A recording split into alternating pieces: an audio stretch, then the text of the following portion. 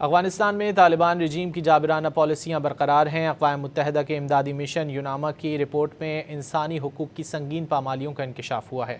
یوناما کی رپورٹ کے مطابق طالبان رجیم میں افغان خواتین پر تعلیم، ملازمت اور آزادانہ نقل و حرکت کی پابندیاں 5ویں سال بھی برقرار ہیں۔ جون میں ہرات میں افغان طالبان نے نامناسب حجاب کے الزام میں 30 خواتین کو گرفتار کر کے تشدد کا نشانہ بنایا۔ طالبان رجیم میں خواتین کی تعلیم پر پابندی برقرار ہے۔ یونیورسٹی کے داخلہ امتحان میں خواتین کو حصہ لینے کا موقع نہیں دیا گیا۔ طالبان رجیم کے عام معافی کے دعووں کے برعکس سابق افغان فوجی اہلکار بدستور نشانے پر ہیں۔ درجنوں گرفتار ہو چکے جبکہ 8 کے قتل کی تصدیق ہو چکی۔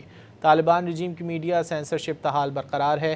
ریڈیو لانگ اور ریڈیو بامیان بند ہیں جبکہ قندھار اور غزنی میں نشریات بھی متاثر ہوئیں۔ اس سال مئی میں طالبان انٹیلیجنس نے کابل میں میڈیا کے خلاف کریک ڈاؤن میں 3 صحافیوں کو گرفتار کیا۔